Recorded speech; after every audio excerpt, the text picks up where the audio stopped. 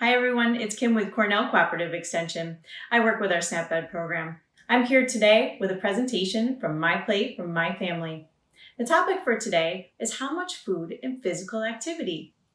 You probably know, the more we move our bodies, the more likely we are to have a healthy weight. But did you know, you have to continue to balance that movement with the calories that you eat in order to maintain that healthy weight and prevent obesity.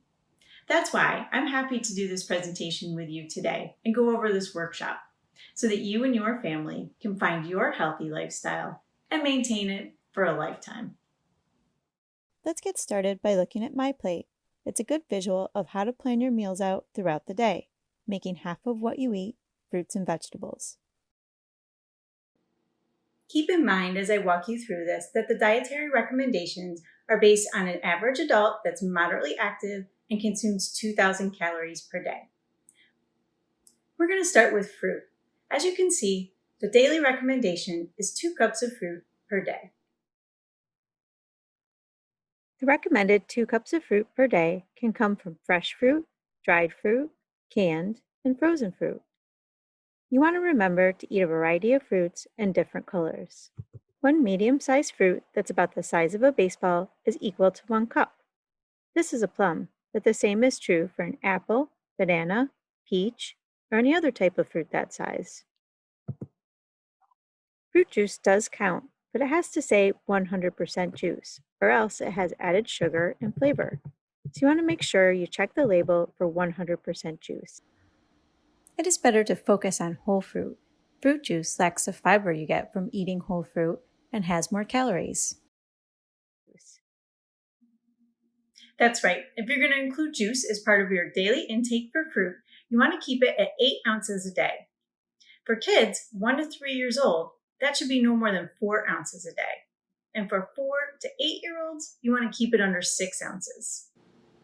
7 to 18-year-olds and adults can have up to 8 ounces per day. And remember, kids take their lead from you. If you're eating whole fruit and eating your veggies every day, they will too. Speaking of veggies, let's take a look at the dietary recommendations for your vegetables. As you can see, 2.5 cups of vegetables per day is a recommendation. For the recommended 2.5 cups of veggies, you should vary your veggies and eat the rainbow. Pick vegetables of different colors and try to make most of them lower in starch. Most people need more leafy green, red, and orange vegetables than they eat. We say eat the rainbow because all of those colors bring different types of vitamins and minerals, and your body needs them all. And remember to make half of your plate fruits and vegetables. The dietary recommendation for grains is 6 ounces per day. You want to make sure that half of your grains are whole grains. So you also need to make sure you know how to read the labels and identify what a whole grain is.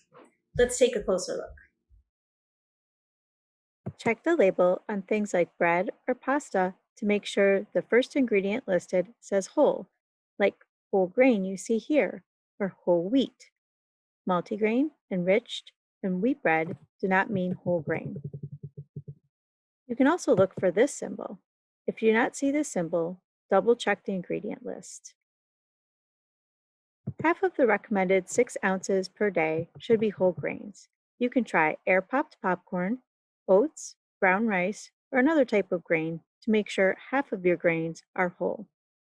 Some examples of 1 ounce are 1 slice of bread, or a half cup of cooked pasta and other grains, like a half cup of cooked rice, or oats, or 3 cups of air-popped popcorn.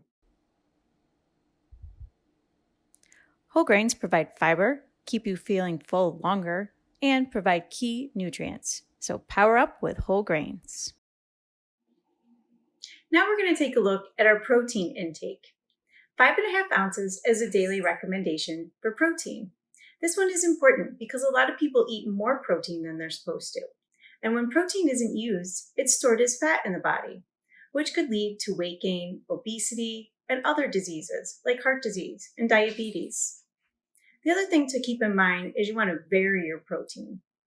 Let's see how you can do that.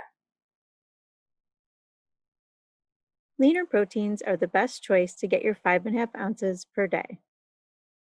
Let's look at how you can go lean with protein. Beans, nuts, seeds, fish, skinless chicken breasts, poultry, and eggs are good choices. When it comes to meat and fish, the size of your palm is about 3 ounces. A quarter cup of cooked beans is about 1 ounce. A quarter cup of nuts and seeds is about an ounce. A large egg is about 2.5 ounces. Look at all of the options and remember to vary your protein routine. The last section to look at is dairy. Remember, strong bodies need strong bones. You want to make sure you're getting 3 cups of dairy per day. 3 cups of dairy is recommended so your body gets the calcium it needs. Move to low fat or fat free options. It's best to avoid added sugar you sometimes find in dairy products. Read the labels for yogurt to find the brands with little to no added sugar. You can always sweeten it up with some fruit. Keeping the dietary recommendations in mind, you want to enjoy each other while enjoying family meals. Every family has their own way of creating and eating meals together. What does your family like to do at mealtime? Do you plan your meals out, or do you get nervous every time someone asks, "What's for dinner?" For more information on planning and making healthy meals, be sure to read through the handouts attached to this lesson. Find and make healthy foods in a snap, and watch fats, sugar, and sodium. You'll find helpful hints on creating shopping lists, saving money, and buying healthy foods. And be sure to follow up with our next lesson. My plate for my family, family meals. Let's switch gears to talking about energy balance. It's important to balance the calories we consume in those healthy meals in order to maintain a healthy weight. Calories are the energy in our food. They allow us to do things we love to do.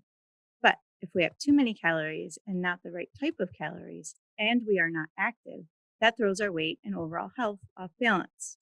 The same is true if we are very active. We may need to consume more calories than the average recommendation in order to stay in balance. Some adults may need to lose weight and eat less calories in order to do so. Physical activity does not need to be a day at the gym, unless that's what you love to do. Especially with a family, it can be hard to find the time and motivation, and can be expensive. But it's easy to go for a walk, a bike ride, or just play a game with your kids. Here are some averages based on the typical diet we discussed. Young children between 2 and 5 years old should play actively throughout the day. Playtime helps young children grow and develop. Choose to let them play instead of watching television. Kids 6 years and older need at least 60 minutes of physical activity every day. Encourage your kids to participate in sports, outdoor activities, and games with friends such as tag.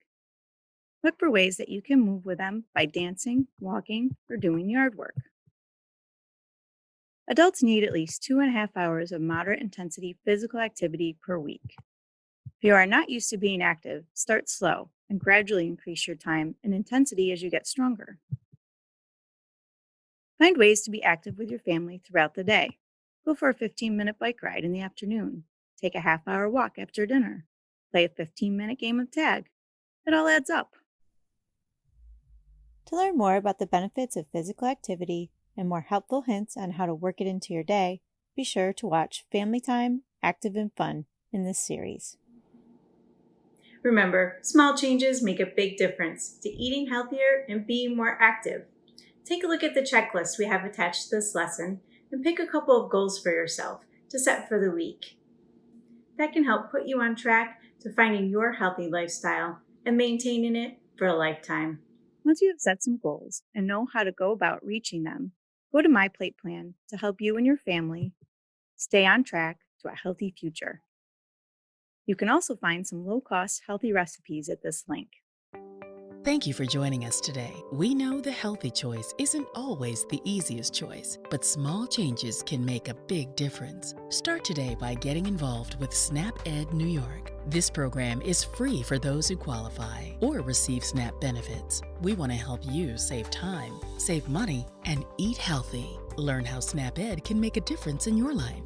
For more information and to find your local program, visit snapedny.org. This material is funded by USDA's Supplemental Nutrition Assistance Program. SNAP.